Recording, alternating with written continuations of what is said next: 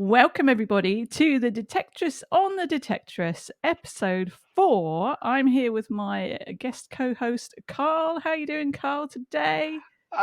Very well, thank you, Katie. How are you? I'm brilliant, thank you. Super excited, super Good. Christmassy, and super happy that we've got our VIP guest back. We've got Ellie, Miss Detectorist. How you doing, Ellie? Oh, hi, Hello, I'm very Ellie. well. How are you? So good. Thank you for asking. Very excited. Can't wait to see what Santa brings me. Hopefully lots of things off my Oh, it's detecting getting list. exciting. Got the jumpers on. Yep. Yeah. So for the listeners, let's describe our outfits of the day.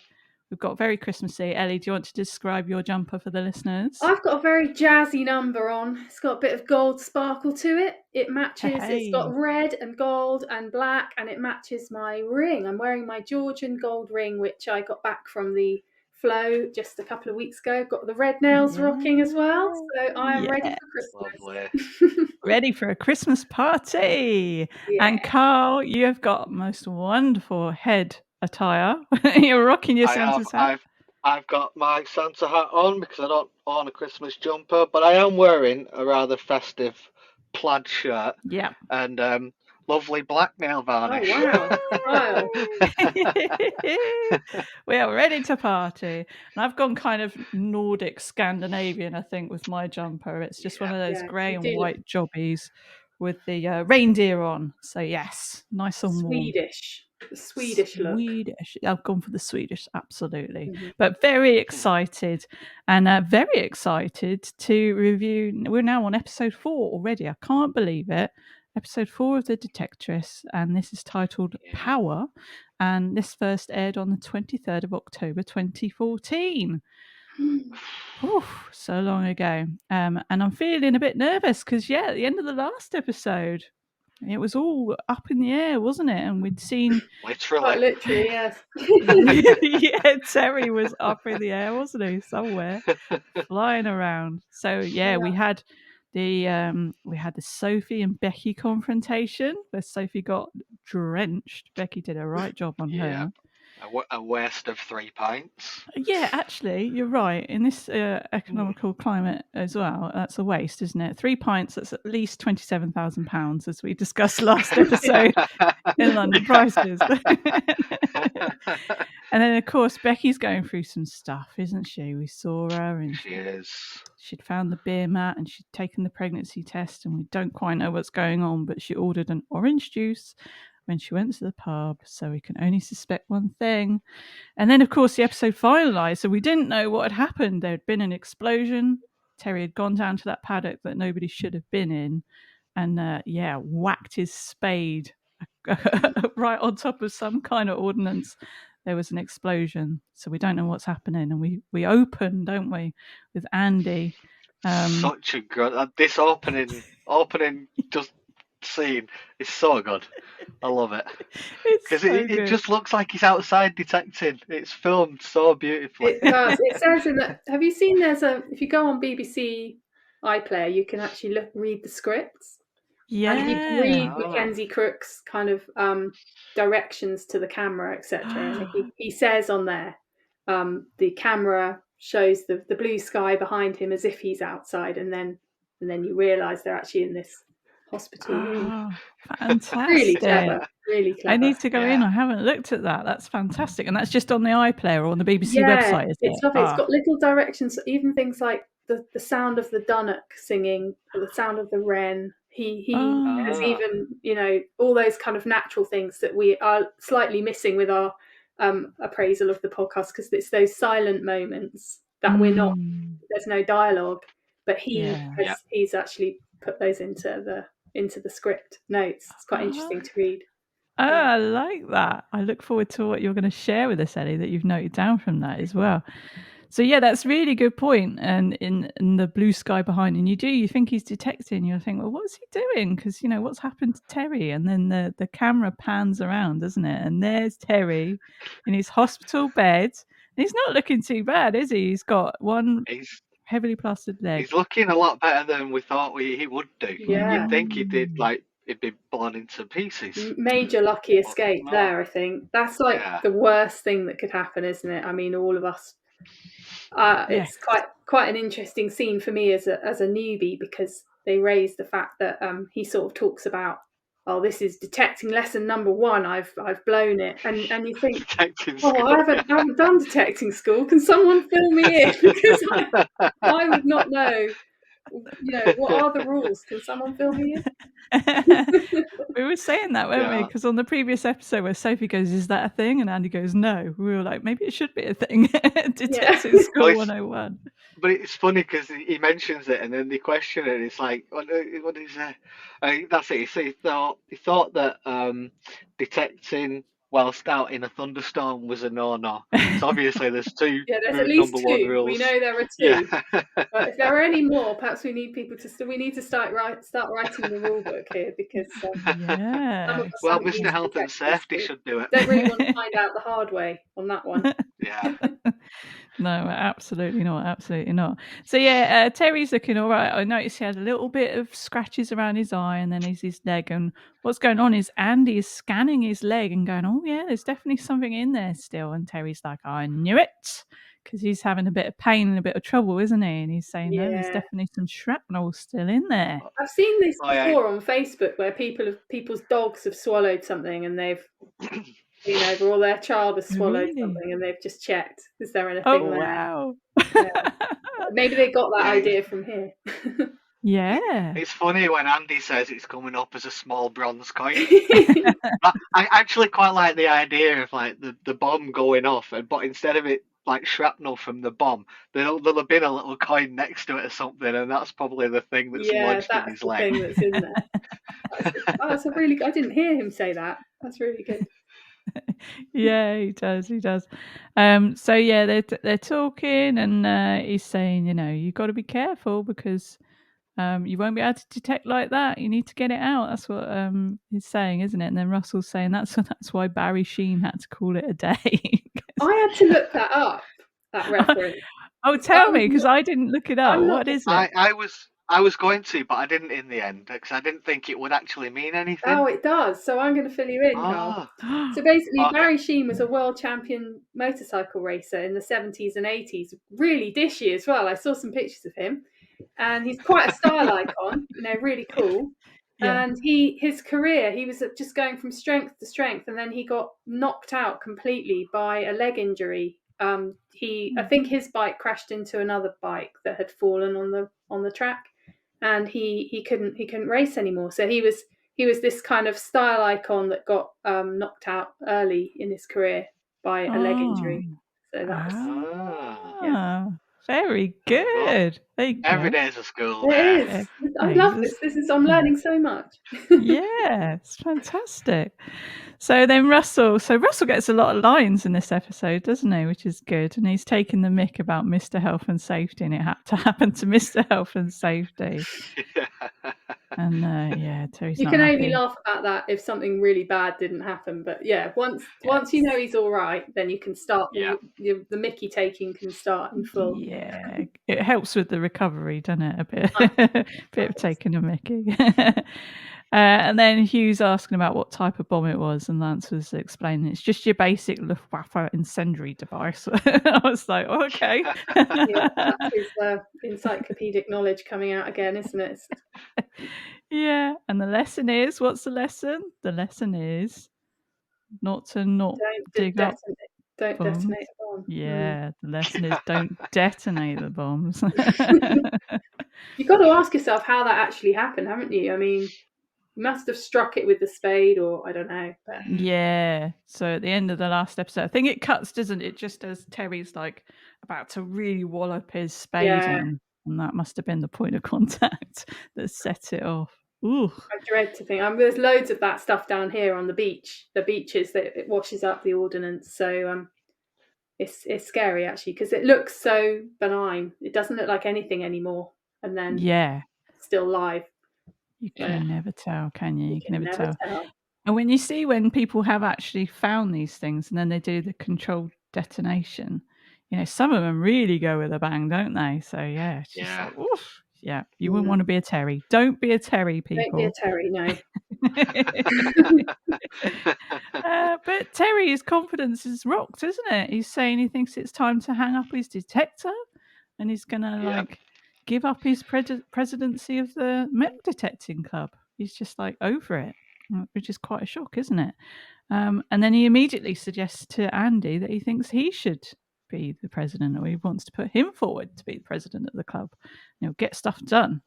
Which was quite surprising, wasn't it? I feel a bit sorry for Andy at that moment, because he sort of says, well, I'll leave it to you lot to decide, but I would put Andy forward. It's like, he didn't really have much of a chance to say no, did he? It's one of those situations, isn't it, where you just have to gulp and go, I'll think about it. Yeah. Oh dear. So then, he says he'll get the jobs done, and then Terry's just not having it, and he doesn't want to be his rib to be poke anymore, does he? He's like, no, get out. He wants them to go on his way. He wants to rest up. So everybody starts to leave, and then Hugh, bless him. I love this bit. Little nervous Hugh turns round. And he's like, oh, you know that bit of shrapnel? And then even before he can finish saying what he's Terry's like, it's yours. That's just horrible though, isn't it? What a horrible thing. He just wants a bit of shrapnel. It's very funny, very funny. So they all leave the hospital, and then you cut to Andy and Lance sitting under a lovely tree having a spot of lunch. And Andy sort of, he's asking, why me? Why did he say me? Why did he put me forward? Lance is quite excited by the prospect, isn't he? Yeah, he loves it. He loves that idea, doesn't he? And he says it's because he's doing an archaeology degree, so he thinks he sounds more credible.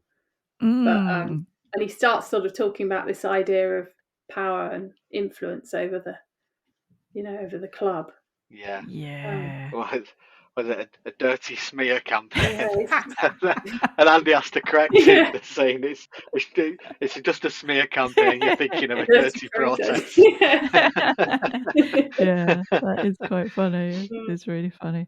It is quite interesting. The politics is creeping in there, isn't it? It's like, it seems like such a sort of calm and small club, but actually underneath the surface, there's all these sort of struggles for, the museums and the groups that are rivals, and who's going to be first to find the big thing, and so it's all starting to creep in, isn't it? That idea of politics. It is, exactly. They need to expand their influence to oust the antique researchers. So that's Lance's number one priority in life, isn't it, at the moment, apart from getting Maggie back. Did you see the magazine that he's reading under there? It's so clever what they did with that, wasn't it? They've adjusted the logo, so it says the treasure searcher. So it's like a kind of a hybrid of the two biggies. Like a treasure hunter and the searcher. Yes. Oh, I completely missed that. I'll rewatch it. I just thought that was so cool, so clever. They did that. Nice thing to do. A bit like how they spreaded the wealth with the detector models as well. Yeah. It's a little nod of acknowledgement, isn't it? Yeah. Absolutely. Well spotted, Ellie.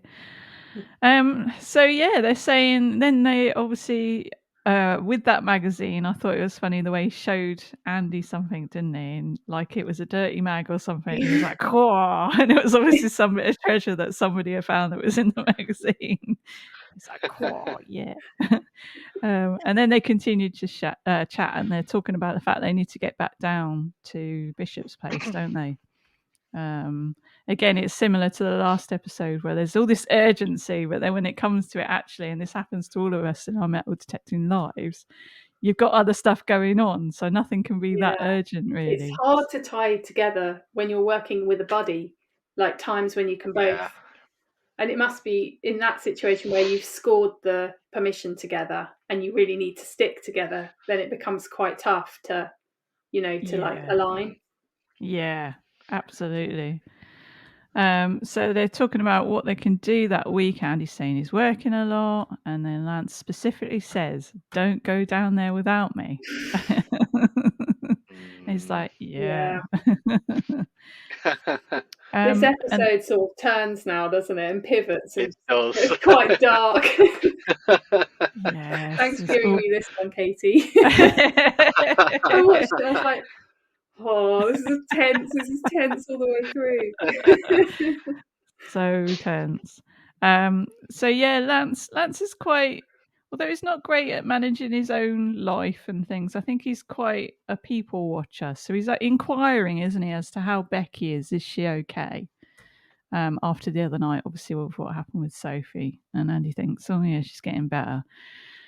And he said he thought Becky was drunk because she was being sick the next day. And you get this bit of a look. I rewound it and saw Lance's face, and Lance kind of looked from side to side, and he's like, "All right, yeah, she didn't seem drunk." And Andy's like, "No, she was. She was sick the Andy's next just day." like away with the fairies. He's just not. He's not a clue. He's just not self-aware at all, is he? No. No, he's got no idea. He's just like, "Oh no, she's fine. She was drunk. She was sick next day. Nothing else comes into it." And then they start talking about quiz night, and Lance is like, "Oh, good. I'm glad she's feeling better because we need Becky's geography knowledge on the quiz." And of course, Andy says he wants to invite Sophie. And I remember at this point thinking, "Is he mad?" Well, that's what I was thinking. Like, mate, just leave it. You're literally a few days away from the beer soaking. Just don't go there. Just let it lie. Let it be calm. Don't mention the S word, the Sophie No. word. But Andy wants Sophie and Becky to be friends. He's absolutely bonkers. Lance is kind of like, well, good luck with that one. Oh dear. And then we cut now. They've obviously toddled off home, and Andy is back at Becky's school. He's trying to be a good boyfriend, isn't he? And he's carrying a big box of treats that Becky's been given by her pupils.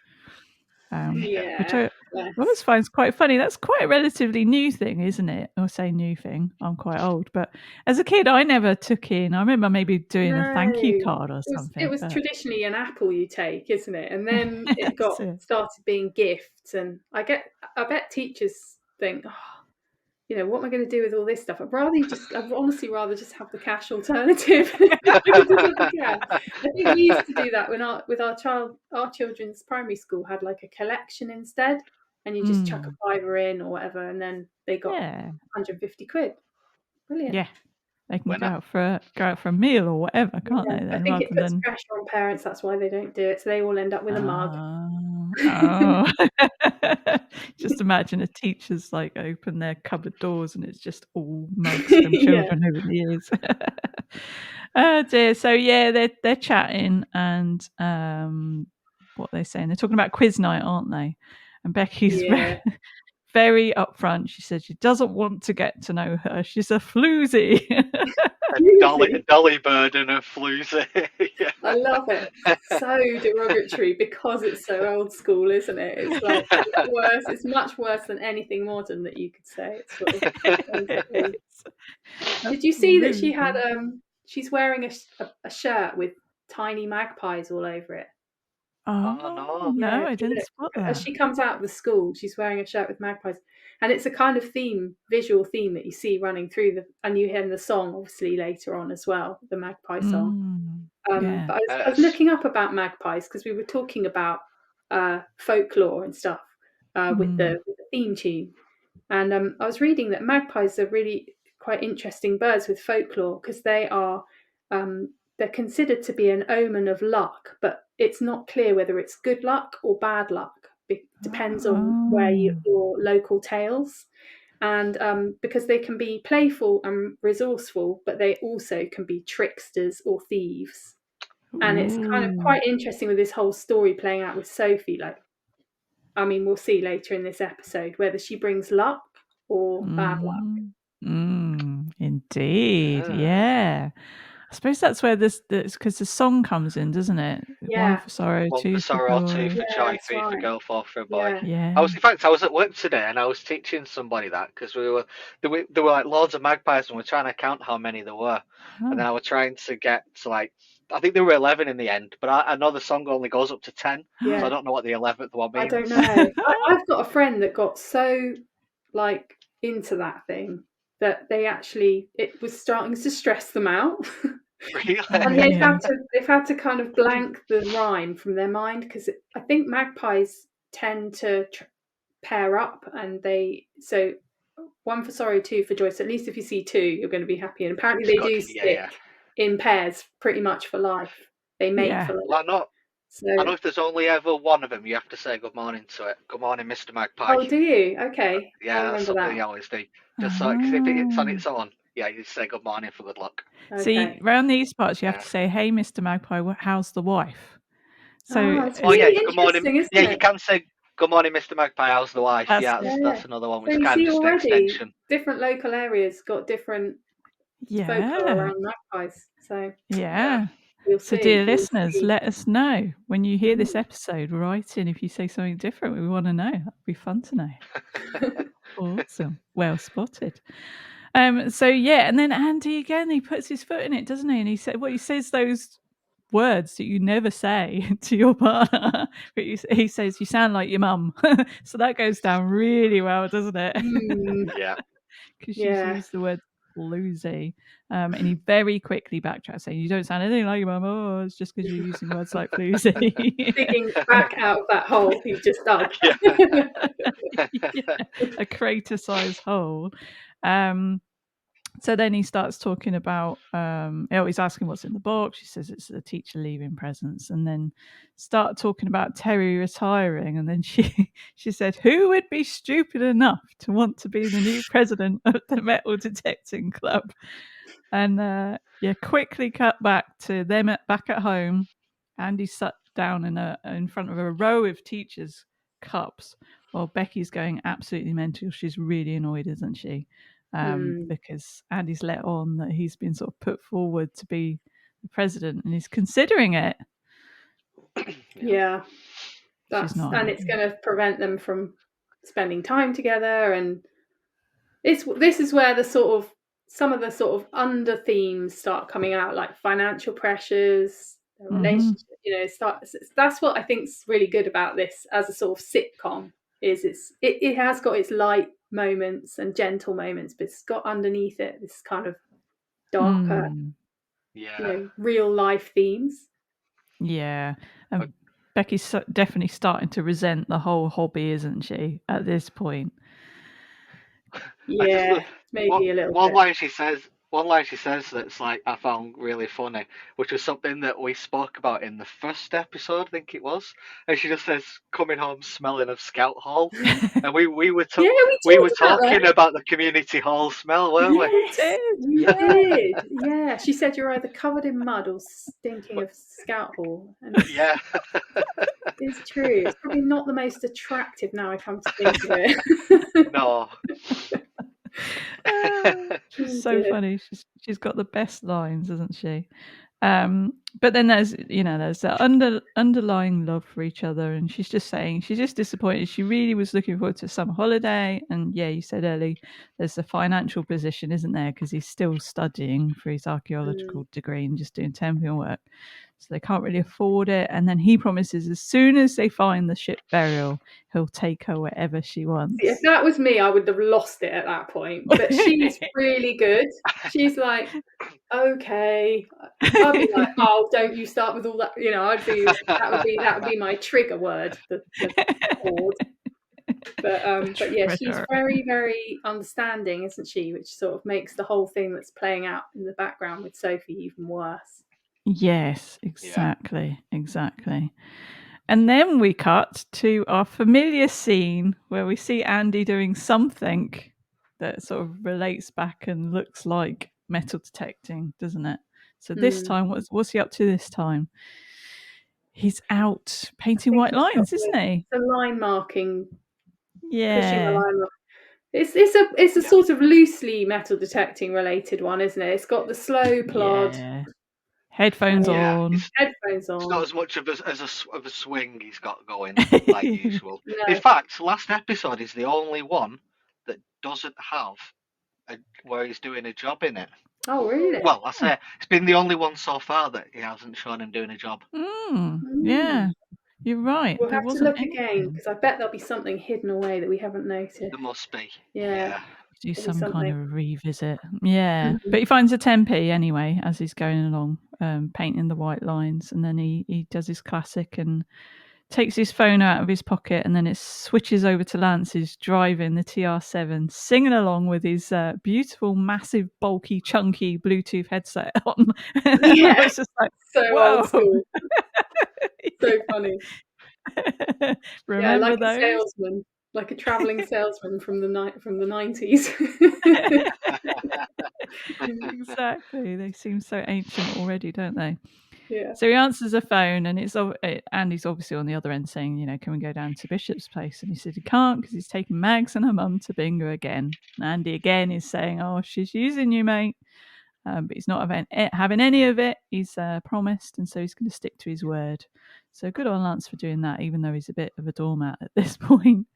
And Andy's like, oh, I changed my shift. But he can't. But Lance can do tomorrow.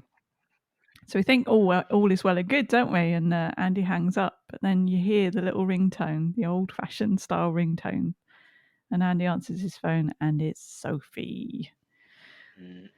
Dun, dun, dun. So, yeah, Sophie is sat in a little single bedroom, isn't she, on her bed, and there's a metal detector behind her, and she's pleased as punch and letting Andy know she's got her detector, which...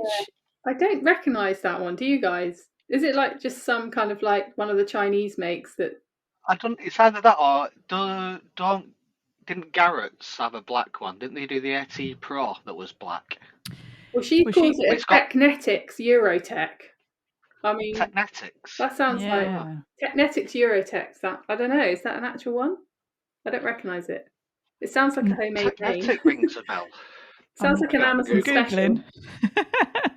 That's what I was going to say. It sounds like an Amazon special, doesn't it? Yeah, a little bit. Oh, there's a few on there. No, it is.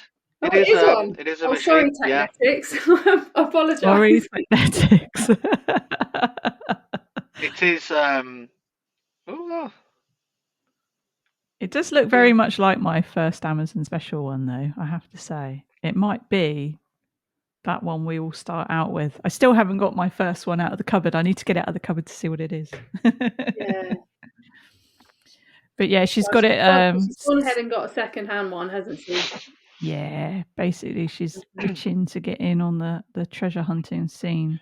So she's like, when are we going out? And of course, Andy can't say no to Sophie, can he, at this point? And he's like, oh, funny you should say that. This is where he starts making these poor decisions. I mean, he's already made a few, hasn't he? But he's now solidifying them now. He's actively doing things he said he won't do. He's defying his friend that's just said no. Yeah. He knows he's going to be in trouble. Yeah. And off he goes. He trots. Yeah. He's not in a good place. It's starting to build up, can't you? You can. So we cut to the next scene, and Andy is looking into the big crater left behind by the explosion that Terry was part of. And it's a big old crater, isn't it? It was definitely a big old bang that went off. So Terry's a very lucky man, and Sophie says as such, saying, he was lucky. I'd be straight in there wanting to get in there, because all that disturbed soil, you'd be like, oh, yeah. But then of course you can't, because there might still be something under there. But it's like the perfect opportunity, isn't it, to have a look? It's like freshly ploughed by the bomb. Exactly. So she's waving around her swanky new detector, saying, showing herself off, like, "Ooh, look at me." And Andy says, "Oh yeah, you look the part. You just need to get your camouflage now." So she is saying, why does everyone wear camouflage? And he says that it's to hide from the predators. But yeah, I don't know if I see many folk in camouflage these days. Do you? When you're out, you do? I see them. I wear a lot of camouflage. It was the thing I really noticed when I first joined the hobby, because coming from a fashion background, and camo is like a cool, it's cool. Yeah. In small doses it can be really cool. But like some people just wear camo on camo, like the hood, the snood, the hoodie, the gilet, the trousers, everything's camo. It's like, what are you, mate? No one's going to be, I think one of the good things is, though, you can get like ex-army camo jackets, That's what I think. but they're all Gore-Tex as well, so they're Yeah. really waterproof and breathable, and they're very cheap compared I to think like that's what it is. I don't think it's you about don't want to being spend like invisible. I think you either spend like 300 quid on a nice coat that's just going to get full of mud, or you can spend 70 quid on a Gore-Tex Army camo jacket for Yeah. I don't know 60 quid, and yeah. But you know, I the think that's more I probably do why. this hobby, I realise it actually is quite handy to be invisible, because you don't really want people seeing you bowling through fields, because they think, what are you doing? But you know you've got Yeah. permission to be there. So it's actually quite Yeah. nice to be low key and blend in. Yeah. So now I can kind of see it now. I can see why it Bright is. pink t-shirt. I'm changing. We're going to get you in head to toe camo by the end of this I've already series. got a few. I've got a few accessories which I like to add to a black outfit. Yeah, I haven't gone head to toe yet. I know what you mean, because sometimes I'll be like in a field that I've got permission to be in, and you see someone looking, don't you? And I do. I immediately feel guilty, and I'm like, but I know I've got permission. I know I've got permission to be here. Yeah, because you know, even if they come over, you've got to then have that conversation. Like, well, what are you doing? Have you got permission to be here? Who's it's like, yeah. Just want to get What on you with what I'm doing. found? Yeah, exactly. I always just go straight to my like cruddy pocket and go, oh look, there's a nail, and all this. Yeah. And they're like, oh, and then they're satisfied and go away again. A lot of my Katie. fields. I like that idea. Yeah, do that. You've got to go into that pocket. A lot of my fields around here are like within the village, kind of around the village. But luckily, I used to write for the village magazine, so everybody knows who I am, so it's okay. So they leave me That's alone. You're a face. Yeah. You're a pillar of the community. That helps. Yeah, exactly. She can't be up to anything dodgy. No. So then, they carry on, and Andy starts trying to explain to Sophie a little bit about her detector and what discrimination means and the settings it needs to be, and to ignore the iron. And then he's talking about ground balance, and Sophie at this point couldn't be less interested, could she? She just wants to get cracking. Yeah. Bamboozled and she just wants the treasure, doesn't she? Yeah, and she's also find it funny as like a newbie. You see her walking off in the background. She's holding a detector up, and the coil is just completely at the wrong angle. So if she was to put it on the ground, she'd find nothing. Yeah, exactly. Yeah. yeah, with the cable all loose and everything as well, so she'll be detecting her own cable. So yeah, she's like, yeah, boring, and he's like, hang on, what's happened to you? And she's like, just set it to treasure mode and let's get rich. And she just wants to get going. So they start searching. Andy and Sophie are both searching. And then all of a sudden you get a different point of view, don't you? And you realise, somebody's watching them from a distance, aren't they?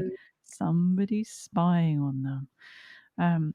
So yeah, you're not really quite sure what's going on. And we get this kind of bit where it's going to and from them detecting, and then back to Lance, who's sat in his car, isn't he, waiting obviously for Maggie and her mum to come out of the bingo hall.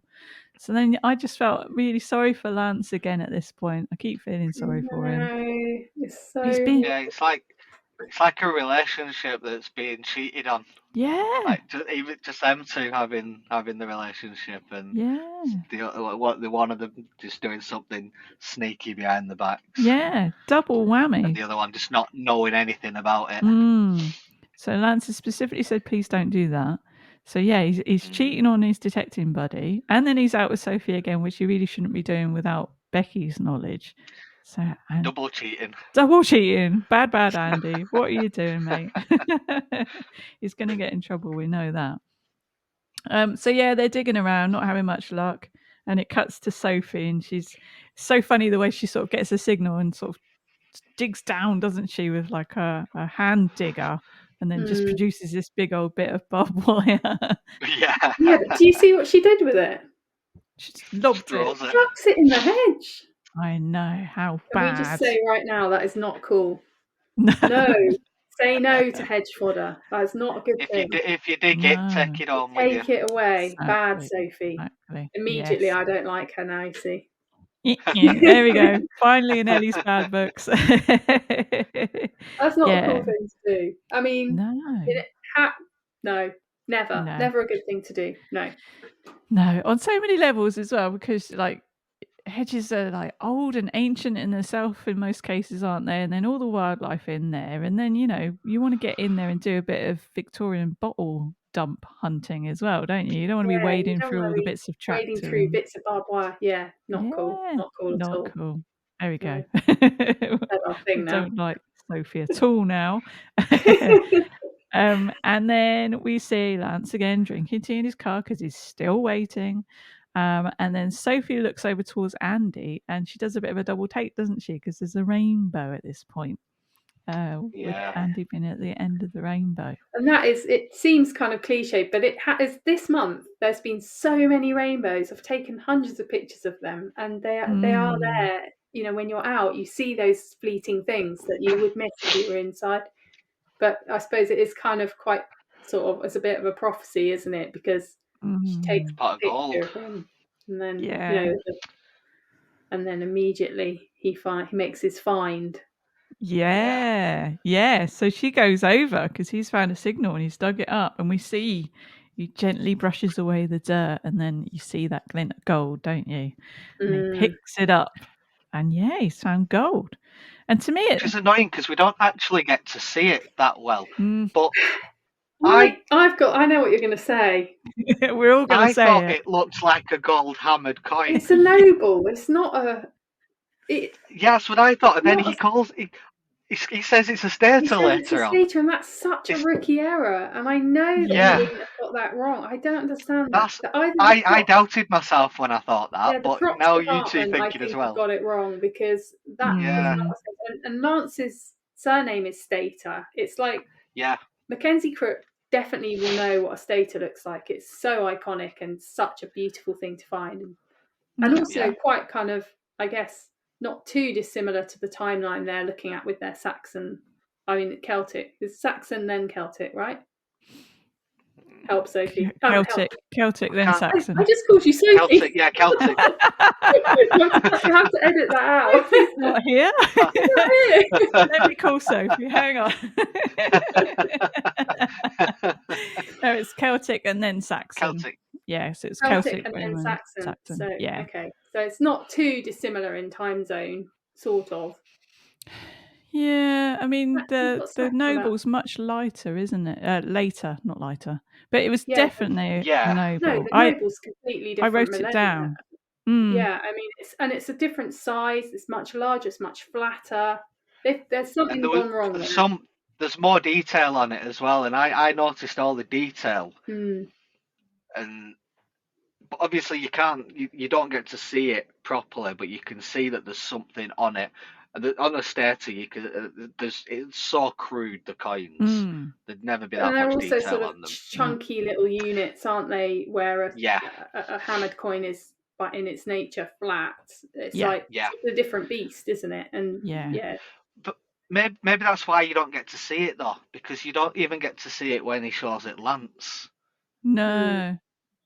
No, you just see a fleeting. But you see enough. I think if we all thought the same thing, I think you see enough to know that either the props department made a mistake, or someone's fibbing.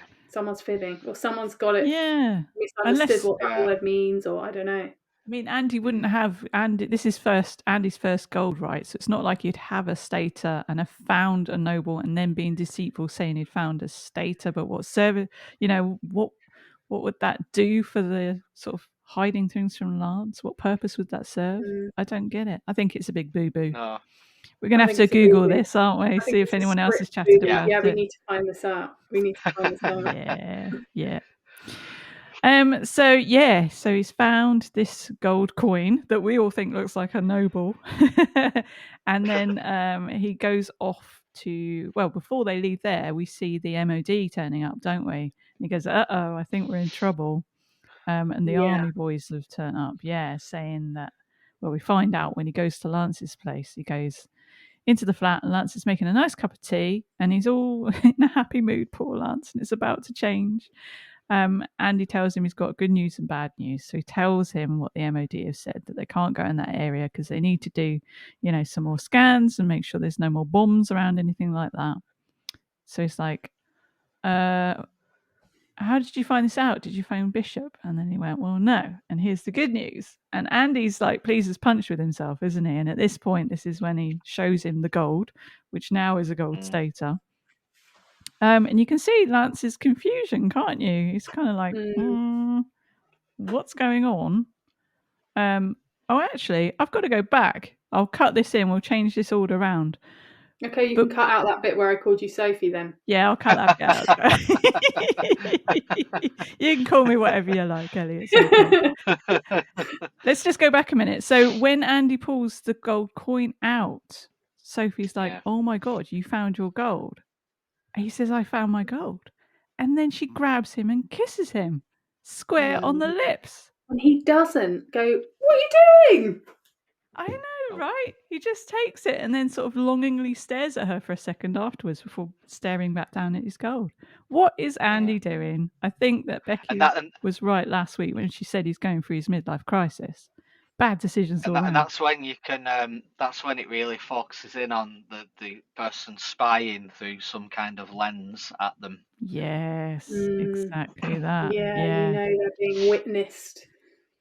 Yeah. Who's watching? They've just witnessed why? that. Yeah. What's going on? Something fishy going on. Yeah. So back to Lance's flat then. Lance just made a cup of tea. He showed him his gold, and Lance is confused, isn't he? And he's like, "Hang on a minute. You went there without me." And you can see, can't you? And I would feel the same, I think, if my detecting partner had gone off secretly. Especially like a site like that where you know you're trying to find some special ship burial and you think there's treasure there. Just heartbreaking. And then he's like, well, I didn't think you'd mind. And then, that's the twist of the knife, isn't it? And he's like, we? He's like, well, yeah, me and Sophie, she got a detector, didn't think you'd mind. Andy, what's going on in your brain? Of course he would mind. And Lance says as much, doesn't he? He's like, you can see he's cut up. He's like, I do mind. I do mind you went there with her and you found your first gold with her, not me. Literal detectorist cheating has happened, hasn't it? Awful. And he asked him to do the gold dance there in the kitchen then. Yeah. He then said, he wants to. No, I'm not going to do it here. And that's like quite a humiliating thing to ask someone to do, isn't it? Go on then, do the dance. Do it right now. Do it in front of me. And then he's like, well, get out then. Yeah. Get out like that. Oof. Oh, best mates. It's all falling apart at the seams. So Andy just looks a bit confused, doesn't he? You can tell he's just not thought about anything other than his own feelings and excitement and his own agenda at this point. And so the best Andy can do as he's walking out the door is check back to make sure that Lance is going to the quiz. And he doesn't say sorry. He doesn't say nothing. So yeah, Lance is in the middle of pouring his tea down the sink, kicking him out. And he says, no, he's not going to do his quiz with him. He's going to get his own quiz team together. And then to make it a bit spicy, he's going to stand for club president. And actually, whoever loses on the quiz has to pull out of the presidency race. So it's all getting very nasty now, isn't it? And then doesn't he also say, and out of the club? Oh, and out of the club as well. I missed that bit. He does. Yeah. Ooh, wow. Yeah, he does. And that's quite a lot at stake then, isn't it? It is, yeah. Big time. So, yeah, Lance is hitting out, but you can tell his little heart is broken by what Andy's done. So Andy scurries off and we see the pub quiz and we can see that Lance is sat there and I'm thinking at the time, who's this going to be? I'm wondering at this point before I see it, is he going to go with Becky? But then surely Becky's going to have to go with Andy. And you see Lance sitting there and he's with Maggie, isn't he? And then over comes Tony as well. So things can't be bad enough for Lance. No. I mean, this is just the most tense quiz you could imagine. There's like tensions within the teams, there's tensions between the teams. It's like supposed to be fun, but it's like you can just feel it, can't you? Yeah. There's not enough alcohol at this point in this pub to try and make everyone happy again. So yeah, Lance is sitting with Maggie and Tony, and they start taking the mick out of Tony and his TR7, bless him, don't they? And Tony's talking about it being a penis extension, and then there's all these different jokes that Tony's calling out Lance, and obviously, he's a new boyfriend. He's just being mean. Poor Lance. So mean. And just so vulgar. Tony is just so vulgar, isn't he? He's like everything. Like there's a little scene where they're outside smoking cigarettes, and then he just gets up for no reason, just walks over the table. It's like, mate, he's such a knob. What a knob. Yeah, it's not just that as well. It's like it's the stance that he had when he was smoking, like with his leg up on there, and he had like he had his arm on his knee. Yeah. What a cock. We are all unanimous in that opinion. Someone said on there's this Detectorist series Facebook group. Someone was saying in there the other day, does anyone else agree? I really like that Tony guy. I'd like to go for a drink with him. He seems like a really good bloke. Oh no! I'm going to go back just for the comments on that one. Brilliant! Oh, that's amazing. So then, Becky and Andy walk into the pub, and Andy's trying to explain what's happening with Lance and the fact that Lance is going to be on a different team. So Becky's not happy now, because obviously Floozy Sophie's going to be on the team. And just as she's talking about Floozy Sophie, Sophie walks in, doesn't she, right in front of them. She's like, Floozy who? It's God. So awkward for Andy now, this moment, isn't it? It's like, it just gets worse and worse. Because they're like, they've got the claws out, these two, haven't they? Passive aggressive at each They are passive aggressive, like really hard, aren't they? And he's just sat in the middle, just shrinking smaller and smaller. It's so good, but my money's going to be on Becky all day, every day. I tell you that for free. So she's saying, she's apologising, Becky, to Sophie about pouring pints of lager over her head, 3 pints, in fact. And she's like, it was an accident. Yes. Sophie's like, it's okay, it happens all the time. But it's another point. I mentioned it in the last episode where Andy forgets Bex's name again when they're introducing him. Why does he do that? That's so bad. Yeah. Gosh, he's terrible, isn't he? He just makes it worse for himself every time. He does. He does. I think at this point he's so on edge because he just knows it's about to kick off, doesn't he? He just knows.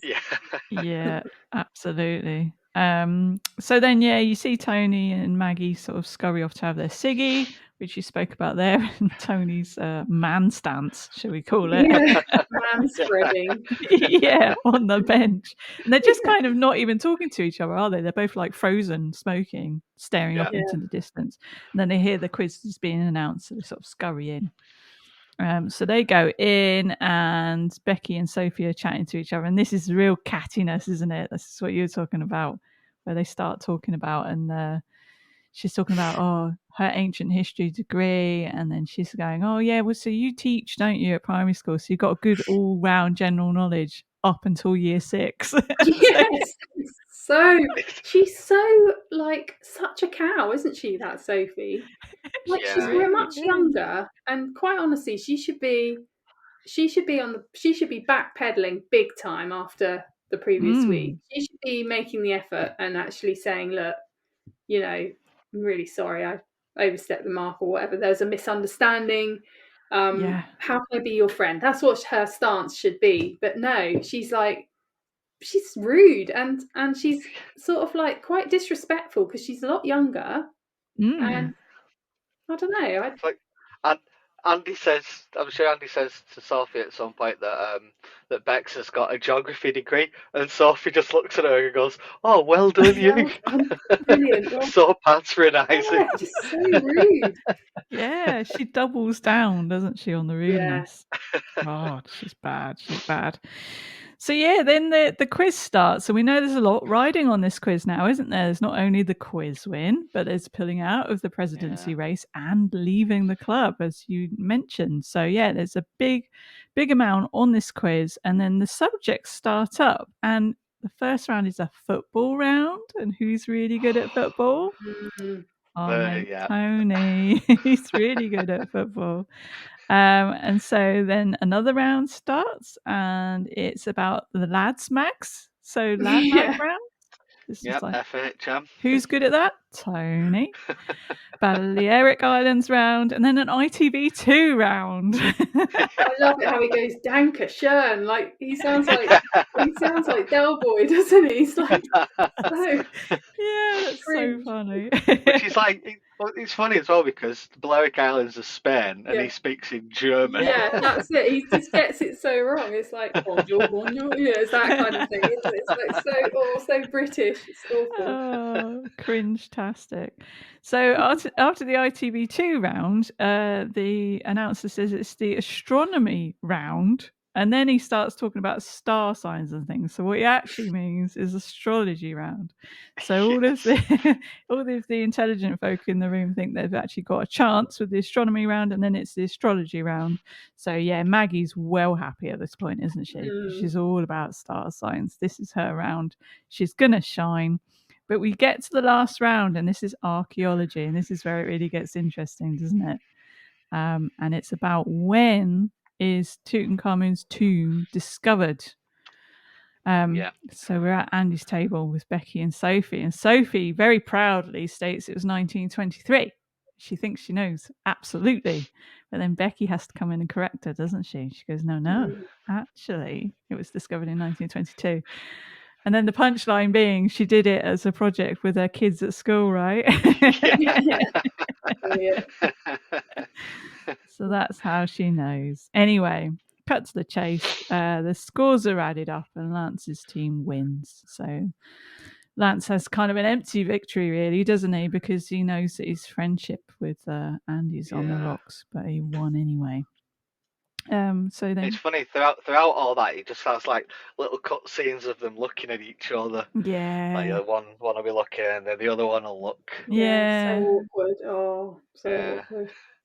Yeah, and Andy actually tries earlier on when they've gone for a ciggy, doesn't he? And he says to Lance, why don't you just come to our table? You can be on our team. And he calls him a rude word, doesn't he? I think he calls him something. Yeah, I think he does. I think this starts this little sort of you see this insult repeating through the series, don't you? Oh, he called him a tosser. He calls him a tosser, and then he goes, "You tosser," and then they go, "No, you are." Yeah. And he's like this kind of like a kind of 8-year-old boy kind of an argument. Yeah, and we know Lance has always got to have the last word, right? So he's not going to give up until he's had that last word. So yeah, and then Becky and Andy very quickly leave on that note, with Sophie sort of wistfully looking after them as they leave. So you're still kind of in two minds at this point about Sophie and her motives, aren't you? And why she's being so rude and inserting herself into Becky and Andy's relationship somewhat. So you get Lance, he's driving home and he's practicing his presidential candidate speech, isn't he? And talking to himself about all the fleeces. He's really hung up on the fleeces. Big time, isn't he? He really wants those fleeces. He wants those fleeces. He wants that official merch. He does. It's all about the merch. We all want our merch. It's like when he was practicing his song introduction in episode 2 when he's sat on the floor. And he's introducing the song. Yeah. It's kind of like a little flashback to that. He always likes to practice these speeches. Through it. Yeah, that's true. Yeah, absolutely. And then we cut back to Andy and Becky's house. They've gone home, and it's quite funny this because Andy's cleaning his dais, and he's very lovingly cleaning it, almost like when you see farmers cleaning their shop gardens and taking it all to bits and all that kind of stuff. And Becky's like, "Ooh, do you want me to leave you two alone?" So it's quite funny. And then she's sort of inquiring more as to why he's not talking to Lance. And Andy sort of half fesses up here, doesn't he? He says it's because he went detecting without him. But he doesn't confess that he went detecting one with Sophie. No. And that he found gold without Lance. He doesn't reveal that to Becky at this point. No, he doesn't. So I think he being very sparing with the truth, isn't he? Yes. Yeah. And you have to question why. why wouldn't he share about the gold? But I guess he figures he can't do that because then you have to share that he was there with Sophie at the same time, maybe. Not sure, but it's sure going to bite him in the I'd be butt straight again. home going, check out what I found. You wouldn't be able to do that to yourself, would you? No way. No. I'd be all over the socials. Yeah, I'd get my little notification. Guys, look at this. She's gone live. I'll be like, oh, what's she found? Oh dear. So yeah, he says he went detecting without him. And then he notices, he says to Becky, why aren't you drinking? They're having a bit of a cuddle at this point, aren't they? And then she says, oh, there's a reason. But then just as she says that, there's a knock at the door. And so Becky's getting up to get the door. And you see Andy, and I think he was going up the stairs or something, and he sort of turns around and goes, what reason? You're not trying to lose weight, are you? And you see Becky going to the door. There's no one at the door at this point. I think, what's going on? And she sort of looks around, looks down, and there's an envelope. So that's got to be a thing of nightmares, isn't it? When you open the door and see an envelope. It's never going to be anything good, is it? It's not. No. Unmarked envelope on your mat. Your bed at night. No one to be seen. So she picks up the envelope, bearing in mind we all know what she was just about to say to Andy. She pulls out a picture, an A4 picture at that as well. It's not just some little picture. It's a massive picture, and it's a picture of the moment that Sophie and Andy were kissing, or Sophie had kissed Andy when he'd found his gold. So, yeah.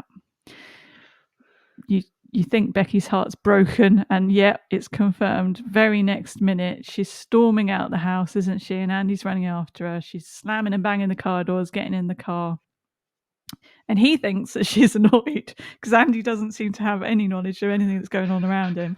But he thinks it because he said, why aren't you drinking? And he wasn't insinuating that she was fat or needed to lose weight. He's just completely oblivious, isn't he? And so Becky's just like, oh, I don't know. Why don't you have a think about it? Something like that. She shouts at him, doesn't she? Rack your brains. That's what the phrase. He's got some great little old school mom things, hasn't she? That she says. Yeah. Rack your brains. Think about your floozy. Yeah. And yeah, she screeches off, doesn't she? She's going to her mum's, and then you just sort of see Andy sort of being confused and looking after her, but then he suddenly looks towards the door, and the door is very swiftly closing, isn't it? And he ain't got no key. Locked out. Bad end to a bad day. Bad end to a very bad day. So yeah, that was the end of this week's episode. So that was the EastEnders moment, wasn't it? We've got to see what happens next week now. It's getting very tense. It is. Yeah, I think at this point you're thinking, is this a comedy? Because it's getting my heartstrings here. Starts off so calm in a field with some birds tweeting, and now it's got to this point. Yeah, exactly that. So yeah, we don't know what's going to happen. We don't know if Lance and Andy can recover their friendship. We don't know what's happening with Becky and Andy. We don't know what's happening with Bishop's place and the gold. It's all up in the air. And on top of that, somebody has been stirring the pot, taking pictures and spying on Andy anyway. So that's all still to be revealed. And I can't wait till next week's episode. Very exciting. So yeah, Ellie, thank you for being such a wonderful guest again, and have yourself a Merry Christmas. Merry Christmas to everybody. Merry Christmas. I hope we all get our Detectorist list gear from Santa, whatever that may be. You've been good. We've only got 2 more days left. 2 more days. I'm going to have that last mad panic to think, did I get everyone enough? And I'll probably end up dashing off to go and get more stuff that I shouldn't spend money on. That's the classic, isn't it? But yeah, thank you so much, Ellie. Thank you, Karl. Have a very Merry Christmas. Thank you. And I really look forward to chatting to you in the new year. Bye, everyone. See you later. Bye-bye for now. Bye.